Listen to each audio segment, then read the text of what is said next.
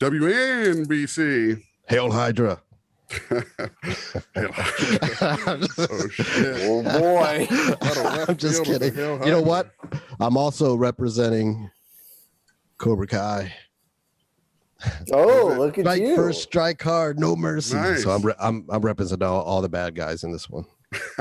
Hey, you always did love the bad guys when we were kids playing I G.I. did. I was Joes and always shit. more into the villains.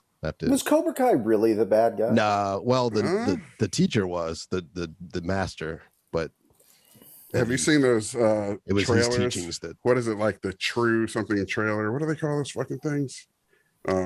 Basically, somebody recut it. This is a great story. Yeah. Oh, thanks, man. They recut the Karate Kid trailer to look like Daniel-san's evil and the bad guy. So it's If I what you're can, talking about. this is really obnoxious, and I'm Honest trailer. That's Honest it. trailer. Yeah, the See, honest Taryn, trailer. Thank you. we have a She's the hidden kid. Disney rep in here listening because we're talking to somebody who was rumored to be working on Captain America 4 and of course has worked with Disney, and there's all these things we can't talk about. So we've got big sister Taryn listening, and she just told us honest trailer. So Cheers. she is our young Jamie if you're a Rogan fan. So feel free to throw any facts at us that we fuck up, Taryn. She is a fact. Yes, she's a live fact checker. She's like amongst Ziggy other things. Right. We're here with Dalan Musson. Pronounce that right? Yeah, first time. Musson. You got no, you got it. All right. What is that? Scottish? That is Central European, French, probably something like that. Some sort of like I don't People know. that would have mustaches like that. West India. Yes. Well, very few people can have a mustache like this. I mean, these days for It's sure. impressive. Dalan Musson, Hi. screenwriter, worked So on far. Falcon and the Winter Soldier, which Sure I did. finally just finished watching. It's fucking amazing, dude. Oh, good. I'm glad I was you liked actually it. kind of scared to watch Nicely it. Not done. gonna lie. Just Yeah, because if you don't like it, then you have to talk to me. You're well, like, I've been meaning to watch it for forever, but again, part of the reason we do this podcast is because I have a list of shit a mile long to watch, and then whoever comes on kind of gives me an impetus to knock something off the list. You know, having a kid will do that shit to you. But that stuff, like I said, that Captain America stuff with John Walker and everything, to me, as a kid, mid The '90s, storyline was awesome. in the that was comics. the shit. That's Captain America's crowning moment to me. That whole through line. I didn't Yes. stick around to read Civil War and all that. I've only experienced that through the movies, but as far as I think about mid '90s, we probably stopped reading comics for the most part, right?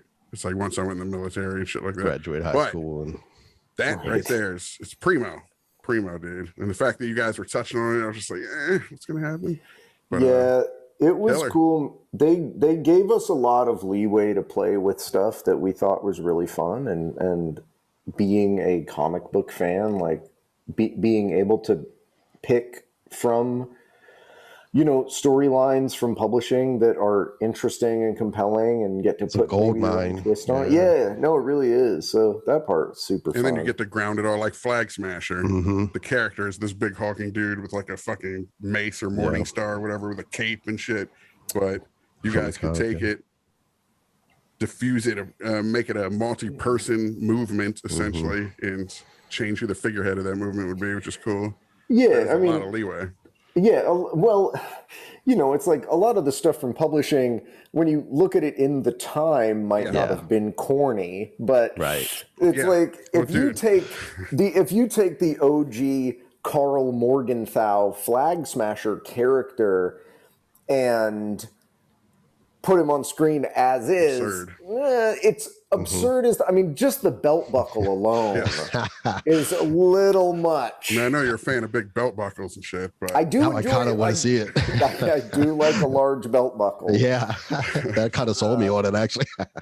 Yeah, that should be like my one piece of swag from the show is I should There you get go. an OG Flag Smasher belt Yes. buckle. yes.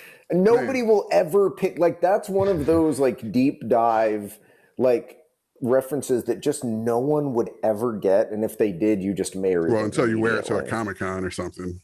Oh yeah, touche. There'll be some Right. folks there for sure. Some old bearded dudes. That'll be the true test. Right, the guy, right, that are Cheeto staring. dusted bearded dudes like, wait, I'm used to like not the San Diego Comic-Con as it's turned into, but I'm used to the like Comic-Con's lowercase, where it's a boys and girls club in Palmdale in the high desert. What it was when we were kids. Yeah, exactly. And it's just a bunch of guys with long boxes, and you just walk in and you flip through, and you know, one of them has a poster of something, and like one guy has bootleg VHS copies of like a Roger Corman I want a time movie. machine to go back to that shit. Oh, yeah. The week before, in that church basement, it had been a baseball card signing with like exactly fucking Brewers player from the 80s or something. Right. Rick Ankiel or somebody was out there, or he was rumored to show up, and then Kent Herbeck. Yeah. Gary Gaetti in the house. Anyway, what about that Captain America movie from the 90s, man? I know. I was thinking of that as I watched this, like the juxtaposition. Shield. Oh my God. Well, just the idea that as kids, we felt so when the Punisher movie was coming out, and then this Dolph Lundgren, why must the guilty live while the innocent die? And everything, you're just like, are they ever going to get it right? And they're never getting the movies right. And then they haven't not gotten it right since. You're implying that wasn't right. How dare you? It's got its place for sure. But yeah, I mean, look, I think that, that's arguably. I mean, we love trauma movies and shit, so it has its place for sure. Yeah. But I'm just saying, as far as the cinematic universe that's in play now, it's insane, man. It's what we would have just geeked out over completely and lost our minds over as kids. It's pretty cool. I wonder if there isn't a certain amount of appreciation that, because we went through sort of the earlier versions, let's say. So. Now the Incredible Hulk TV show, that was clutch. The OG Spider-Man show, forget like Spider-Man and His Amazing Friends with Firestar and Iceman. Yes. You have all that stuff that led you to the big budget, sort of bombastic, crazy stuff. It is cool to check it. Roger Corman's Fantastic Four. Yeah. Yeah. What? No, it was a thing. I mean, if I'm not mistaken, Corman was also the Captain America. I think he was behind that too. Somehow. You might be right. Taryn, look it up. Or I'm going to get a bunch of letters from people that are like, how dare you not know it was such and such that made that movie. There goes your no prize. Yeah. Remember those? Oh, God. Yeah, I sure do. Did you ever write a letter into the editor? Yes, I desperately wanted one. And still to this day, haven't received one. But did you ever write a letter? Of course I did. Really? Yeah, I wrote a letter. I always thought about it. But I wrote a letter to multiple letters pages trying to get one. Do you remember your best no prize you were trying to get?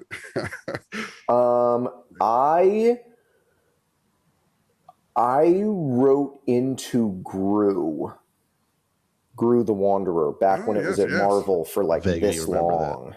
Yeah. I wrote into Gru trying to get one, but that was hard. So do you remember what the because the whole point of a no prize is to catch an error, right? That was one of the ways, but it depends. It also, if I'm not mistaken, it depended on who the editor-in-chief of Marvel Publishing was at the time, how often they would give them out, or whether they were willing to give them out. I seem to remember that one of the publishers was very vehemently against no prizes. No fun. But so serious. Which is hilarious, though, to make it this super exclusive thing when there's not even a trophy or anything for it. You know? But that's what makes it so exclusive. Yes, exactly. Yeah. So the genius of Marvel. They planted all the seeds back then, man. Jack Kirby, fucking obviously Stan Lee.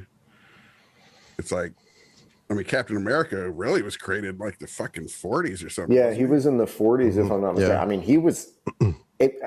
I believe that was before it was even called Marvel. Right. I believe it was the previous, I can't remember the previous publishing imprint name, but if I'm not mistaken, he was like, it was him, the original Human Torch, the android one, and Namor. Which is so trippy, man. When you look at Marvel history is insane. It's just crazy mythology. Just right. It makes every religious system and everything just pale by comparison with how much. Can you imagine, by the way, like 20,000 years from now, aliens show up and they're like unearthing human society? Can you imagine they find all the Marvel history? They think it's our religion. And yeah. These are our heroes. Isn't it? I guess, in a way. And that's that Joseph Campbell said that, I think it was about Star Wars, but, similar thing that, that's the modern, version of what served as, for the Greeks and their gods and such, these archetypes and stuff, I met Jack Kirby at a comic convention in Atlanta in high school when I was in high school, and chatted with him for a good while too. He was telling war stories, World War II stories and stuff. Me and my friends all were making comic books at the time of our own. And we were like in the front row when he was there and stuff. And then after he was done, he just came down and started chatting with us. That was awesome. So good. I've only ever heard the best things about him, that he was just so gracious and so kind with his time. And very humble. Yeah, and to have such an impact on so many kids' lives over so many decades, and to still be human about it, I think is really, it's really awesome. Yeah, his humanity comes through in the characters in his work. Yeah, completely. Dude, the Silver Surfer, come on. I mean, all of it. All the characters that you love, of course. Well, it's like when we talk about this being the new religion, it's like it is probably where I got a lot of my moral compass from. With great power comes great responsibility. Captain America himself. We got great moral lessons from comics that probably would supersede anything I would have learned in a church had I gone to one, with any regularity. I guess it lands differently because it's packaged in a more digestible format for, certainly a lot of kids. Yeah. Yeah. I mean, we were reading, and we grew up in that era in the late 80s into early 90s where they were telling pretty adult stories, man. Yeah. Craven's Last Hunt, shit like that. I mean, stuff Sin Eater. Now. Yeah, the Sin Eater story. Oh my God, Dude, that was the raddest shit ever. I think what's interesting that you talk about that is that's, for me, you look at the generational chain evolution really of, the people that grew up reading the comics in the 40s made the comics in the 60s, Stanley and Jack Kirby, right? And then the people that grew up reading those sort of, the golden age, that silver age, I guess, technically, or the whatever that transitionary period is.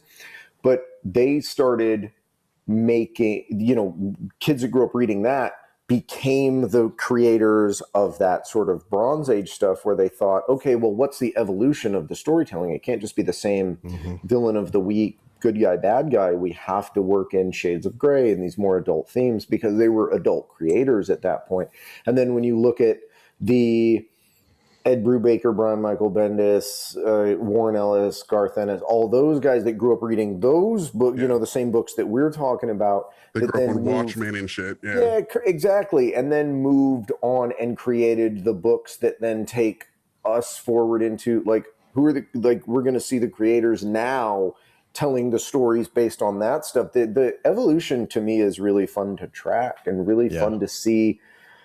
The impact of those. I mean, it's me, it's what, we did on the show is like you're saying, all the stories that I grew up reading as a contemporary in the late 80s, early 90s, created the foundation that I got to distill down into the stuff that I went like this and wrote and everybody made awesome on screen. It's really cool. It's really. How much did you geek out when you got that call that you got staffed up on this show?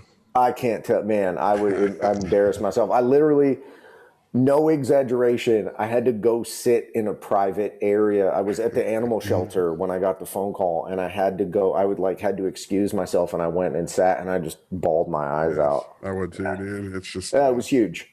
It was full circle. Unbelievable. I mean, dream come true. Just 100% dream come true. It's not just, quote unquote, another job. It really was something special, and it really is incredible to have been a part of something like that. And it's when, I'll always remember the phone call when I sold my first thing, and I'll always remember kind of what I was doing and where I was and who was around me and all that stuff. And same thing there.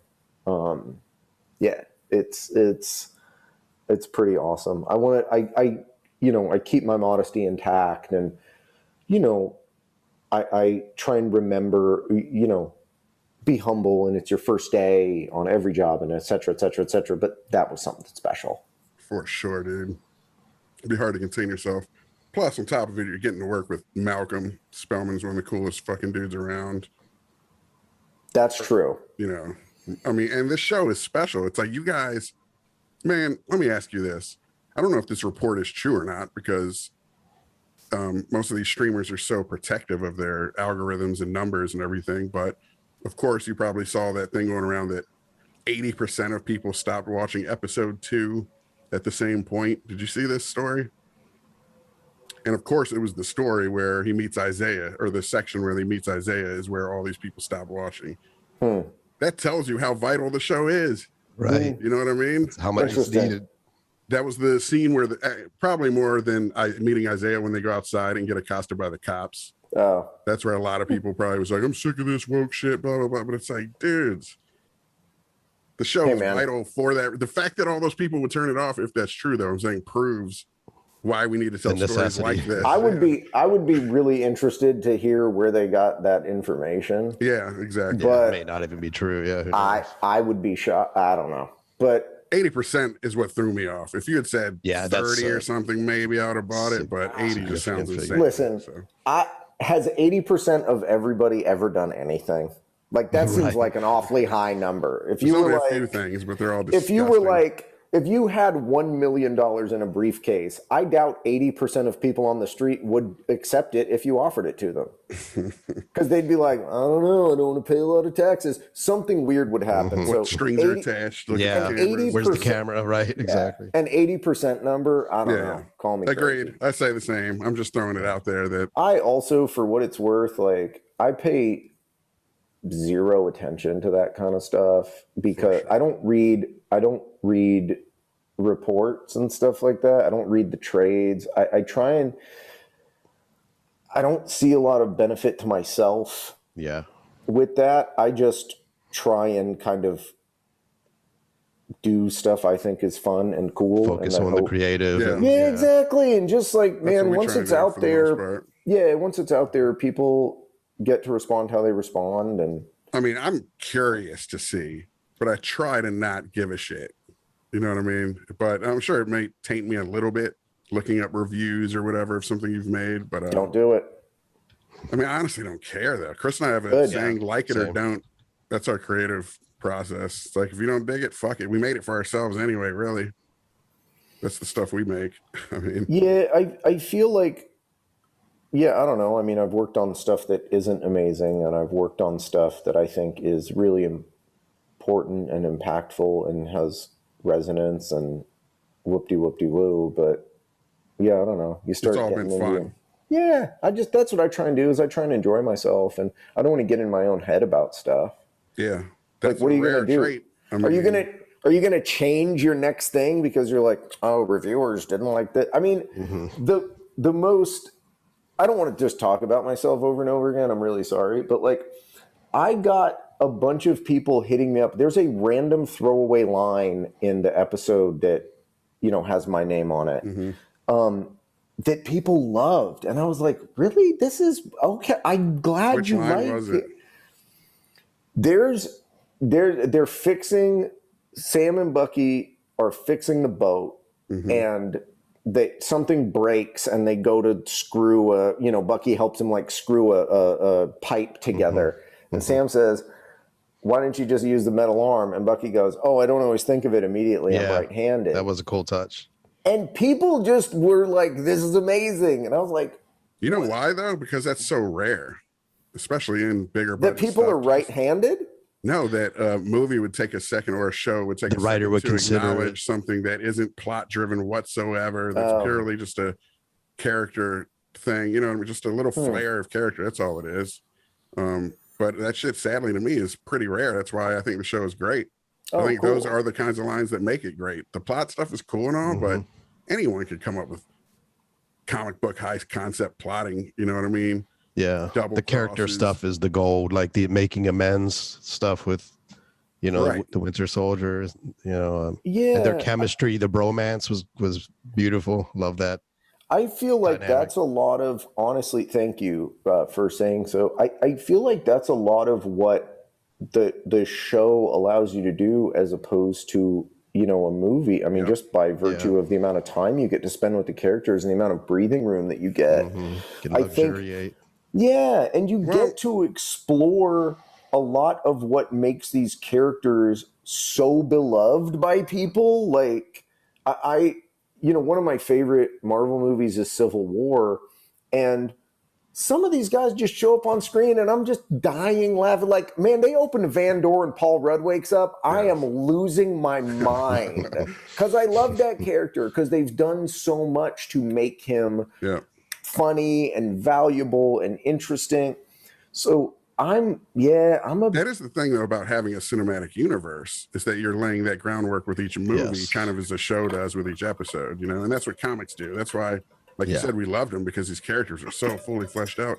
I will say about the movies, no lie, as somebody who loves writing action because we feel action's a great way to reveal a character, most action scenes in movies, I find myself falling asleep because they're not revealing a ton of character in it. It's just cool stunts and, you know, set-driven stunts or whatever, which is cool. But I do think a lot of tentpole movies could trade an action set piece for some of those quieter character moments. It would probably be better for it.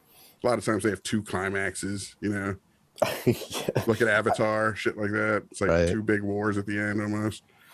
I think you have a very good point there, and I think it's what Marvel has done very, very well over the, you know, decade plus that they've been doing this, is a lot of that action is truly driven by and grounded in character, and it those things matter, and there's intention.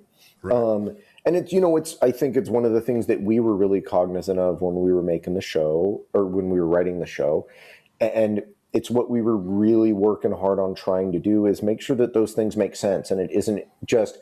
I think the death is, wouldn't it be cool if, and that's completely divorced from everything else, because any group of anybody can sit around and just think of cool things that could happen, but why are those things happening is tougher, but I think ultimately more important. When the you know, not to talk about somebody, you know, a random movie too much, not that it's random. One of the things I loved about Civil War so much is when everybody chooses sides, you're like, I get it. Yep. It makes sense. Nobody's wrong. Yep. And when they have to fight, you know, in the big airport set piece, nobody's wrong. Yeah. And everything means something. When, you know, Hawkeye and Black Widow bang heads, it's almost like this weird professional. It's it's almost like the sheriff and the fire department playing softball against each other. Like, sorry, right? Just I got to hit a dinger off you, buddy. Exactly. So I really, you know, it's more interesting to me as opposed to just like you said. It's just, I don't know. Let's just chase this guy over here and maybe he falls off a bridge and then a plane blows up. Right. Yeah. Like, that was one of the things. Falcon. Go ahead. Well, in Falcon and the Winter Soldier, all the fight scenes were informed and had stakes, those kinds of stakes. Like, it was a fight over the shield, literally, in some cases. And, like, I don't know. I don't want to give away too many spoilers, so I won't continue. But it's 2 months, man. It's been 2 months. As of this recording, it's been 2 months since we spoil everything anyway. Falcon getting his wings ripped off and stuff, like the symbolic, you know, nature of that and everything. Just a lot of moments throughout that you know give it much more power, and it does multiple things. I mean, that's why you guys are firing all cylinders, because that's also the moment where he's like, oh shit, what did you do? Johnny Walker took the fucking super soldier serum. So there's this huge epiphany, even tied into that crazy, like, where did the strength come from? Killer stuff, and I think a lot of what we were trying to do when we were discussing those options and we were making those decisions was like, what does this mean? Why? You know, does this track with the character? Things like that. And then you make, you know, John Walker is grappling with these different ideas, you know, in that fight that you're referring to. I think all of those things, you know, again, they're informed by character, and that's what makes it, I think, interesting ultimately and really important, and not just feel like. And resonate. Makes you care. You know? Yeah. it matters. It matters because it matters to the characters. Right. Like at the end of the day, look, you're watching Titanic, you know the boat's going to sink. Mm-hmm. How do you get there? How do you make people care? Right. Yeah. Not to talk shit, but I feel like that's why I think Marvel was just so on point with that approach, because I feel like some of those Netflix shows, like the Daredevil, had some amazing action set pieces, but they felt like just kick-ass choreographed action set pieces a lot of times. You never felt those personal stakes or whatever. They didn't find a way to do that, you know?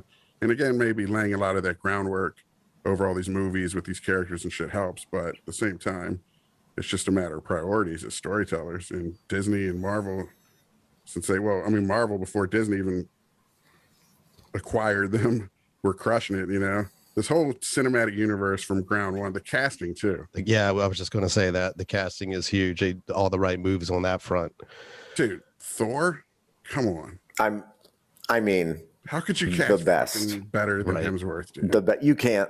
No, it was completely perfect. Tony Stark runs the risk of sucking. Robert Downey Jr. is Tony Stark. I mean, come on. Yeah, he started it all, and just getting real actors like a Ruffalo in there, you know. I think Ed Norton isn't an amazing actor too, but I think they do a really good job of finding people that, as soon as they're in the role, you think, well, nobody else could have done this. You literally can't picture anybody else as Iron Man. Right. Yeah, Chadwick Boseman.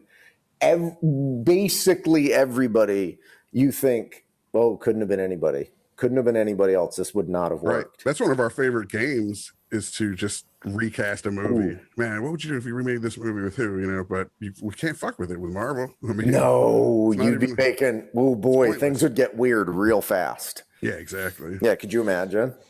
Well, speaking of... I was thinking Danny DeVito for Thanos. I was going to say, awesome. Ralph Macchio is... You're going back to the Roger Corman version of Infinity War, right? Unfortunately. I was trying an insane segue to Ralph Macchio because, again, another aspect of this, as we normally use as our icebreaker, but didn't even need with you because we went into immediate fucking Bronze Age geek out mode. But, here's one before I even get into that. I'll fuck my own segue up. Do you remember The Scourge? That was like the plot line just before U.S. Agent shit hit in Captain America. It was like issue 319. There's this character, The Scourge, and they basically used him like studios use a writer's strike to just get rid of all the dead wood and shit, all these shitty villains they had. Yes. This guy going around just filled a room full of them at one point. And he'd call a Sea of Love. He'd pull a Sea of Love mood and just fucking mow them all down. That was cool. It'd be fun to play with the Scourge sometime if they ever go back. Was it as late as phase 12 Captain America 300s though? I thought it was earlier than that. I think it went on for a long time, but I think he was always around. He was one of those characters that would just like the last page or two. They would just pull him out and put him in their issue. Yes, exactly. But yeah, he would show up. Yeah, Scourge of the Underworld. And I did like that in the comics, the crossover stuff. They had the Inferno thing when like hell came through like New York and the whole Earth pretty much, and it was in Daredevil and everything, you know. And Civil War was like basically what they've done with the films, which is great. That's one of the cooler aspects of comics is to it's that whole world that all these characters occupy. It's so rich. I mean, I remember going back through individual issues and they have the whole list of like, oh, if you want to know what actually happened here, make sure you buy Power Pack number 7. And you're like, you scandalous. You motherfuckers. I cannot believe this. That's when I'm reading at the newsstand in like 3 cities and shit. Like, my allowance is only so much, homie. Yeah, exactly. Right. You're like, these are $1.25 each. I'm really dating myself now. Dude, I remember. Yeah, you could only them when they were 75 cents, I think, even, right? Oh, I remember. Mid-80s. Yeah, I remember those. Yeah. It was crazy. Oh, yeah, when the mutant massacre was happening. Yes. Mm-hmm. When Flash Thompson was getting framed as Hobgoblin. Oh, my God, yeah. Epic. We're so stuck in the past. There's so much cool shit I've missed. I know. But they started doing the alternate Earth shit. It's a hard thing to keep up with.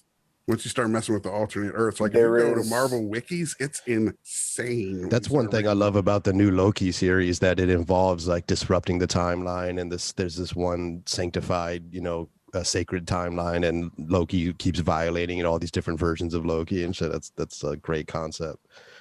I mean, really, one timeline is a little too much for me to handle, so I can't imagine. Right. Exactly.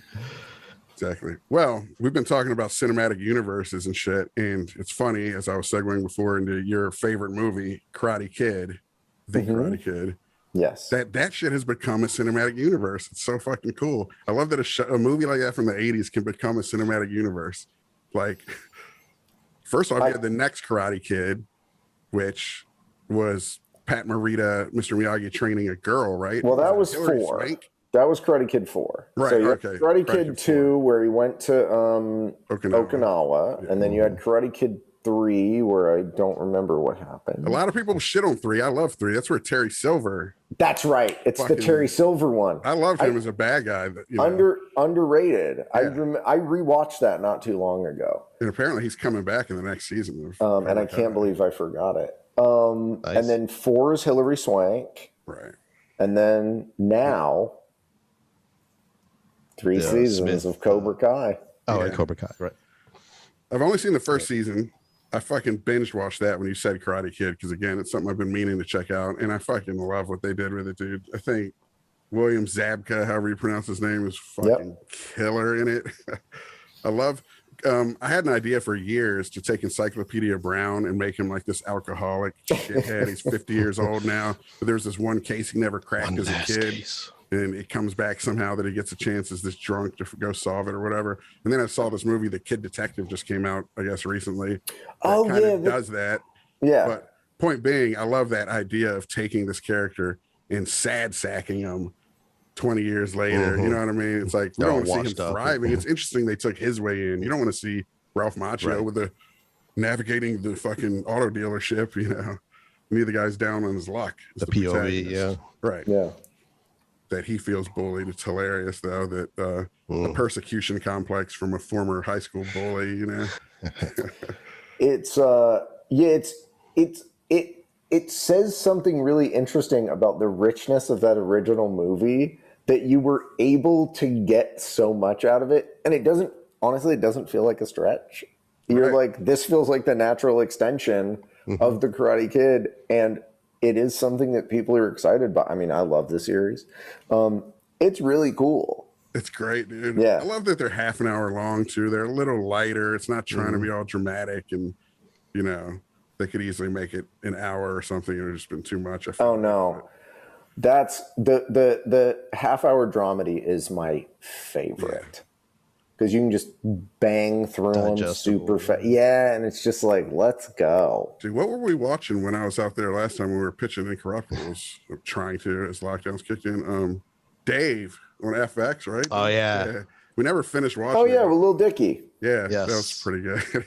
that feels like to me, it's like the return of the traditional sitcom. Except it's, by the way, like we were having with comics, it's the people that grew up watching 90s sitcoms, and they were like, what's the next step that doesn't make this feel tired and weird?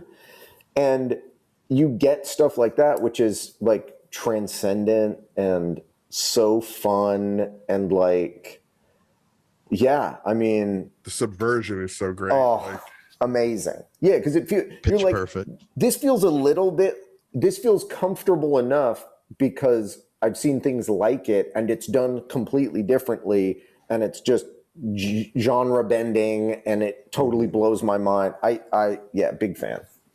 I do wonder, I think there's probably a trove of movies out there that you could probably take and spin off like this. Maybe not as many as you would think, but I feel like each movie might have little germs in it that if you got blazed enough and watched them again, you might extract from them or something. Don't give Hollywood any more ideas, bud.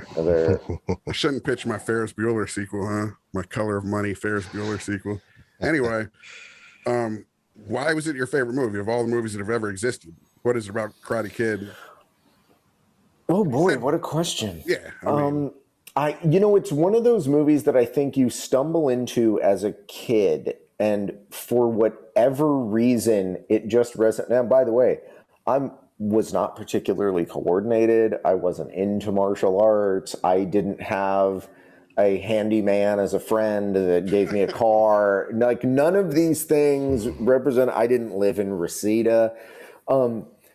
I think even before I knew what perfect storytelling was, and what, the hero's journey and a traditional character's, before I knew any of that stuff. I just was like, this is, you know, brilliant and digestible, and I understand it, and the whys matter everywhere, and it truly feels like an underdog overcoming these incredible odds. And you know, the 80s, there was a lot of movies, and it would have been easy to get lost in the shuffle, and it was the shiny diamond. And I've just watched it so many times, and as I watched it as an adult, as I, you know, got into the business, and as I wanted to be a screenwriter, and I was writing scripts, and I was trying to make my way through this and that and da-da-da-da, it was one of those ones I kept coming back to, that I was like, it just resonates on every level, you know, with the mentor and the shapeshifter. And like, I mean, funnily enough, we don't have to talk about this too much, but one of the earliest specs I wrote was, I called it the Karate Kid Part 0, you know, like comics numbering. And it was it was actually the Karate Kid told from Johnny's perspective. Oh shit, no way. Yeah, and you know, of course, like Cobra Kai comes out. Now when like, that comes out, yeah, well, the honest trailer. Yeah, no, exactly, right, yeah, exactly. Oh, yeah. And it was, you know, you're Johnny Lawrence, and this guy comes from, you know, Jersey, and like beats you up, fights all your friends, like steals your girlfriend, which, I mean, you want to talk about an outdated concept, like, and like, you know, this old man like comes out of nowhere and beats up you and all your friends. And it was just, I told the story of what happened off screen and everything that we didn't see. Yeah, what was his home life like? A lot of bullies, their home, you know. That was what it is his dad was a shithead, and he, you know, he had all the pressure on him that, like, you know, he came from money, but everyone expected all these things of him, and he just wanted to be a normal guy. And like you know, there's the scene where Johnny sprays him with water in the bathroom at the dance.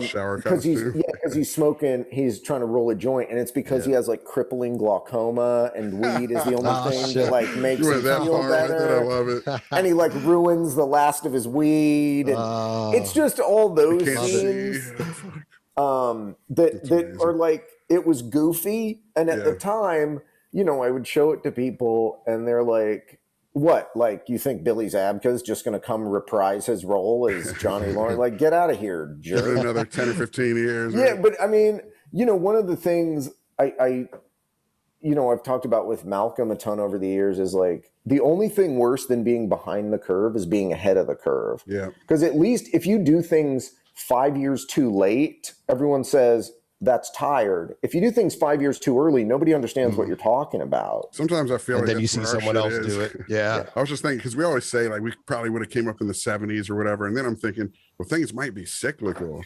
so we might be ahead of our time as well, which is worse. Some of these things come back, which is even worse than being behind the times. Whatever, just keep. I mean, it's been a struggle, I'm sure, over the years, right? I mean, you're firing in all cylinders now, writing career-wise, but sure, it's important for people to know, even guys who are working on these amazing shows toiled for 15, 20 years sometimes, you know? Yeah, absolutely. I mean, that's the thing, is like every overnight success, it was like, that was a lot of nights. Yeah, exactly. You know, I mean, I don't have the traditional story in that I moved out here and I got a job as an assistant and I did a thing and I did a whatever and then I wrote a whatever and then this happened. You know, I grew up out here. When I say out here, I mean Los Angeles. As you can tell, I'm in LA. I don't know. Is there a banner? But I grew up out here. So for me, it's the very boring, grindy story of like, I got out of high school. I worked in video games mostly, and I've had like a bajillion weird jobs. Like I was a furniture mover for a couple months. You know, I was like an indie league pro wrestler. Yeah, we're going to dig into that for sure. Which, oh boy. You know, so I've had a bajillion jobs like that, but I was just writing the whole time, and I was just trying to get my chops together. And I wrote a ton of garbage that is just awful and, you know, exists on a hard drive somewhere, and I'm glad nobody can see it. Mm-hmm. And, you know, you keep writing and you keep writing and you keep writing, and it is literally the boring story of you do your 10,000 hours or whatever trite aphorism you want to, you know, subscribe to.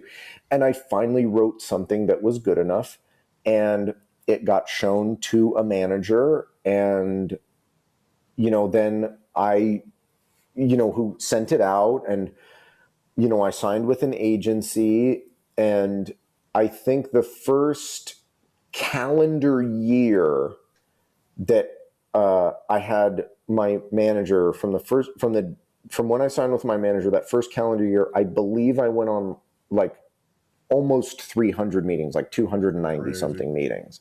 And I just met everybody.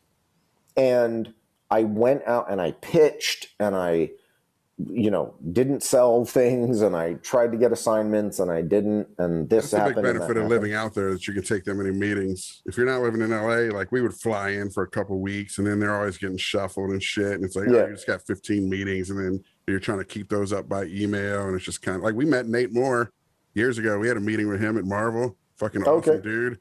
Yeah. Like, man, I mean, we geeked out together with him. I mean, this was years ago, probably 7 years ago or something. Oh, yeah. Talking Surfer, talking all kinds of shit. I think that's when they were talking about Johnny Depp possibly as Doctor Strange and shit. So we're talking to him about that. Amazing. It's just like, we felt kind of like, all right, we just had this general with Marvel. Marvel has only so many titles. They're going to hire heavyweights for the most part. Only you know so many titles. They got like 4,000 only that they're going to make. They have release slates and shit. You know what I'm saying? Right. So only so many that are going to come to fruition and be actual jobs or whatever. And so we didn't really keep in touch because we were just like, this, I don't know. They're going to hire fucking Jay. And we end up on other projects and stuff. Hey, I used to feel the same way. I'm not joking. Well, this is what I'm getting at. I'm segueing into networking. No. What do you think the role of networking is played? Because like Malcolm being a homeboy and bringing you in on a show like that helps for sure, right? Yes, I would say it does a lot of the heavy lifting. Yeah. You know, it's all other things being equal. If you read 2 samples and you got to hire one person and you know one of them, right. And what are you gonna do? You know, that is part of it. And you know, obviously, look, you have to be good enough. Like, there is a certain meritocracy, right? You can't just be somebody's loser cousin, of course not, and make it that far, because eventually someone's going to find you out. And I think, you know, so many of us, myself included, it's like, there is a certain amount of like, oh my God, there is imposter syndrome going on where you're like, are they going to find out I have no idea what I'm doing? And so I think, who does? You know, no, exactly. That, right? Who does? Nobody knows shit. I think these days, you know, call me crazy, there's so many ways to stay in touch with people, be it social media or, you know, video podcast, or what is this called exactly? Like a YouTube show? It's a podcast, basically. We'll release it on Spotify and shit, audio too, but... Okay, got it. Yeah, I'm not hip to the lingo. I don't, dude, we just do it because, like you said, it's fun. I have no fucking clue, really. Exactly, right. You know? We're just like we were just on the phone for hours at a time anyway, and we were just like, why don't we just, you know, try and do something with this? Any socializing I do now, I try and funnel through here. Right. Like, totally. It's like Howard Stern at this point. Like, no, you exactly. Hang out, call into the show. Come onto the show, talk to me, and then leave me alone. Yeah. So I think, you know, networking is incredibly useful because you have to know people. Frankly, you can have the old adage was like, you can write the best script in the world and leave it on a bus bench, and eventually somebody will make it. But then you got to write the best script in the world. Right. But you can cut through the noise and you can get a chance if it's somebody you know, somebody you've impressed, somebody you've worked for. And you know, you'll hear it a lot from people where it's like, you have to work super hard on everything you do, because you never know who's watching and you never know who's paying attention. And it's like, I mean, use Howard Stern as an example, right? He talks about this all the time. His first job was at a dishwasher, and he was such a good dishwasher. His boss called him in and was like, you have to do a different job because you are so conscientious and so thoughtful about this. And I met Malcolm testing video games. Awesome. And it's like, whatever goofiness he could see through to know, like, oh, this kid has some potential. It's like, you know, we've known each other going on 25 years. Crazy. And yeah, we've worked together. Trenches, yeah. Yeah, it's weird. And we really did. Like, there's pictures of us as kids in his apartment. Back before all the donuts. Bro, this was not a good year for a diet, let me tell you. But we were, you know, we were banging on stuff back then. And it's like, you know, again, you have to be, I mean, you have to have the quality, you have to be able to work. You know, it's one thing to get hired and it's another thing to stay on the job. Right. You know, all those things. Again, I'm just going to repeat the same stuff, but it's true. It's incredibly helpful. And the success of the finished product, as in the case with, you know, Falcon and the Winter Soldier, et cetera. Yeah, that part's weird. How's that feel? It feels weird to, yeah, I guess, how's that feel, he said. But I gotta tell you guys, like, I don't want to sound like thankless or anything. It's so bizarre. Right. Like, it is so bizarre. Like, certain people that I've known for a decade treat me a little bit differently, and I'm like, stop it. Right. It's just, stop. Yeah. And it was really interesting because so many of my close friends, I found out, like, oh, these are people that are genuinely happy for me and genuinely excited for me, and that was really nice. But yeah, I don't know. It's success. Success is a weird thing because you're just more of yourself. You know, it didn't change anything. Like, I didn't do anything differently. They didn't present me with a certificate of successfulness.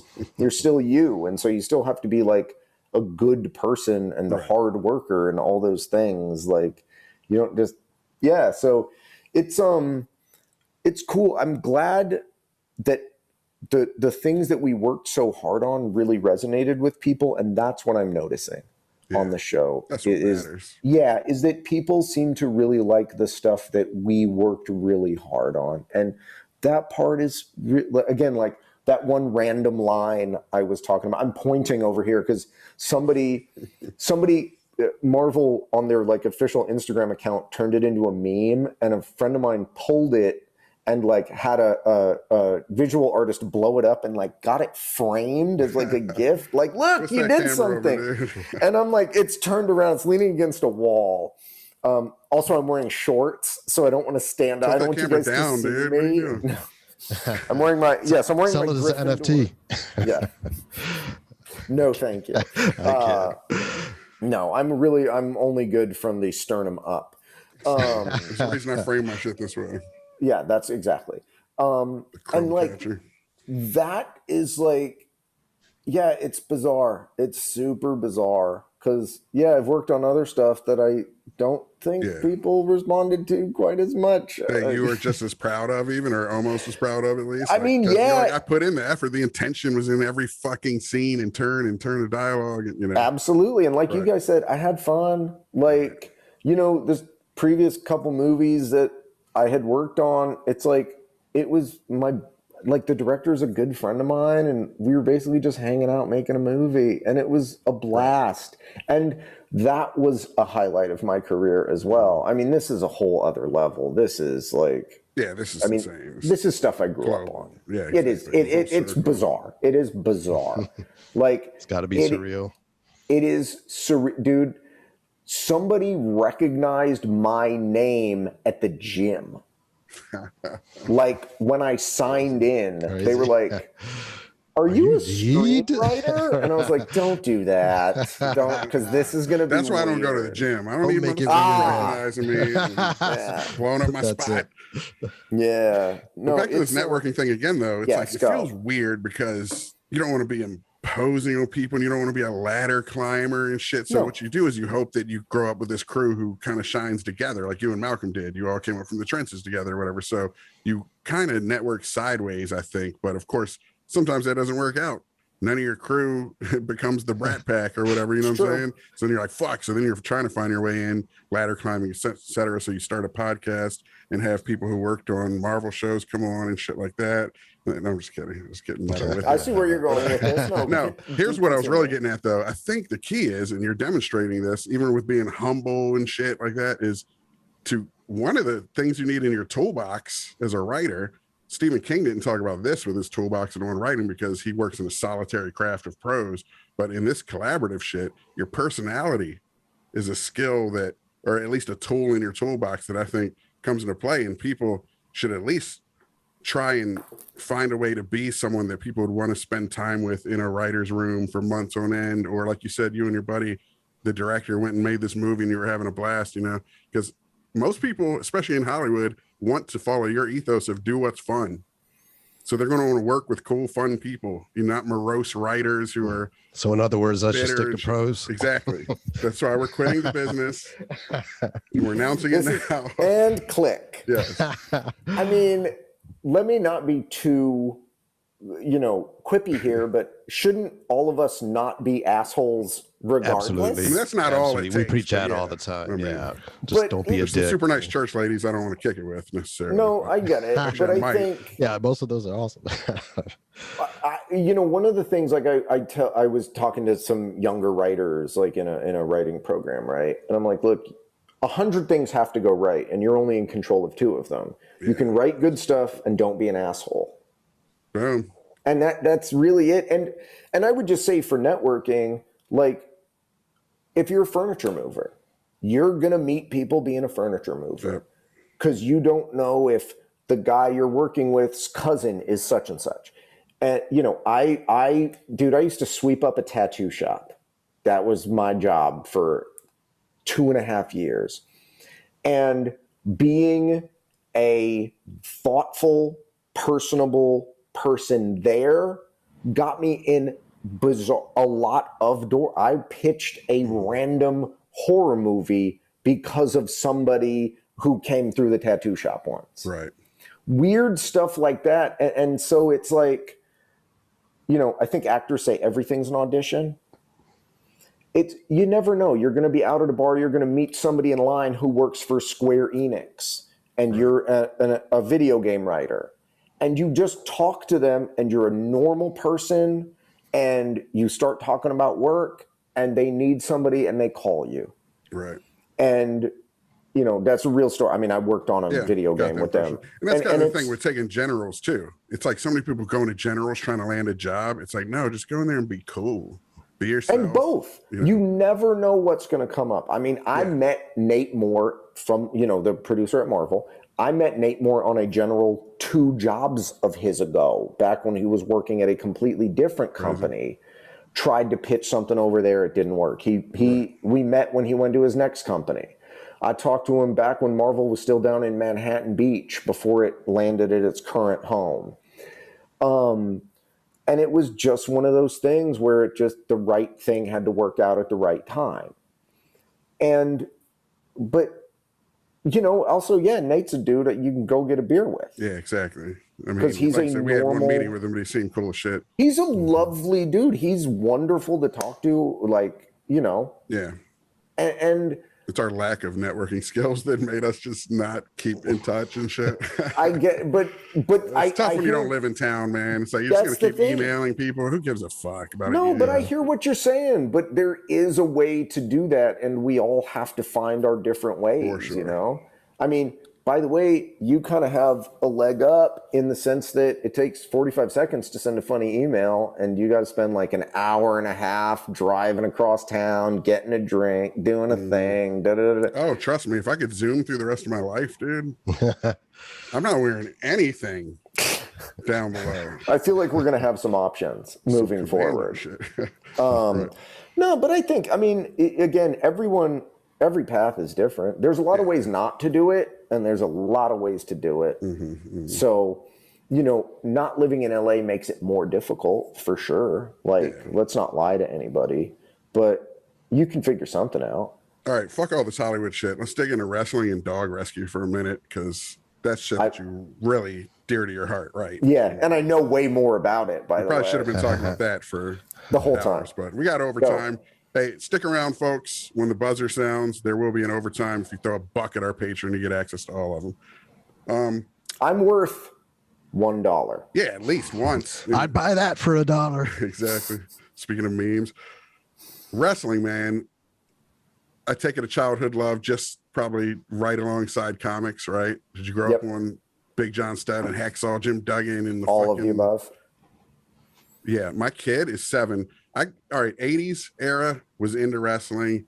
Once I got into martial arts, which I started doing and shit, I didn't care about wrestling as much for some reason. Right. And since then, it's been, you know, MMA and real fighting and shit for me, as far as an interest goes. But my 7-year-old, somehow, I didn't even introduce him to it, is all about WWE shit now. So I've been learning about all these new characters through like the video game he's playing and shit, right? So good. But so good. I definitely, it's one of those things, it's like organized religion to me, and that I see what people see in it, but it just doesn't quite hit for me. You know what I'm saying? Like, I see all the things that people love about it, and they're passionate people about it, you know, yourself, I'm sure, included, right? But absolutely. It's a violent soap opera or telenovela. Right. That's all it is. It's just people, it's weekly storytelling. Right. And it's, you know, it's a specific kind of fictional storytelling. And, you know, there's a lot of YouTube creators that do justice to why wrestling is amazing a lot more than I will. But it's like, you think about this is you are spending, like, it's real time. It's fictional storytelling in real time. If you've been watching Monday Night Raw for 20 years, 20 years have like the passed first for reality the wrestlers. TV, but there's this, is it reality? Yeah, right. Yes, but the time passes for the wrestlers as well. John Cena is 15 years older than he was 15 years ago. It's not like Friends, where it's or like Spider-Man, right? In the comics, we always talked about that it's like, how many decades has it been? But he's only aged. Peter Parker was a teenager for 30 years. Right. And then they bumped him up to being like 26. In his 20s and married to a model and shit. Which is fine. Right. Yeah. Because over the course of 5 years, maybe only a week happens. Now, have you ever dreamt, as but with wrestlers, it's just, you can't help but them age. Have you ever dreamt about elevating the storytelling at all? Or do you like it the way it is? As far in wrestling? Yeah. And I'm not trying to insult it at all, because it's just not trying to tell super sophisticated stories. That's all I'm saying, for a reason, you know. I mean, not what it does. Is that what it's supposed to do? Right. I'm wondering if that idea would interest you at all, or you think that would be a problem. Like, it probably would. You know, I think there's room for everything. Yeah, I think that, you know, you could do well, like when you watch sort of like, you know, some of the what do they call it, the cinematic matches that they do now, like the Firefly Funhouse or the Grave something match that Undertaker had at WrestleMania a year ago, where they actually shoot them and tell them as stories instead of performing them all live. That's what I'm wondering about, that evolution of it. Yeah, I think it's fantastic. I think it's unbelievable. I love the sort of late 70s, early 80s territory style wrestling where you just, you go walk and you talk to Gordon Soley on a microphone and then climb into the ring that's right behind you and then fight the dude you were talking about. I love both of them. And I think there is room for all of that. I thought that Lucha Underground was amazing because it was almost literally just a telenovela, but instead of an argument, it was a wrestling match. I think there's room for all of it. I think wrestling is such a unique storytelling medium. It is not a sitcom or just a weekly television show. The same way that you can't just take a novel and turn it into a comic book and turn that into a movie and turn that into a painting and turn that into a radio play. All of those things are different. and they need different things. I think wrestling is just a unique, bizarre Frankenstein amalgamation of storytelling styles that, if done well, all those versions work. It works Greek. If there's no story. If you think about it, it's almost timeless, very Greek as far as absolutely operation, the verbal storytelling, the wrestling of it, the pancration of it. You know, that's pretty cool. I think there's value to all that stuff. Let me ask you this before you get out of here. Okay, you got to give us some nuggets on Captain America 4. I've seen the rumors. There's several articles. What happens? Tell us. Go. Not 100% sure what you're even referring to. I cannot confirm anything about that. I will do this.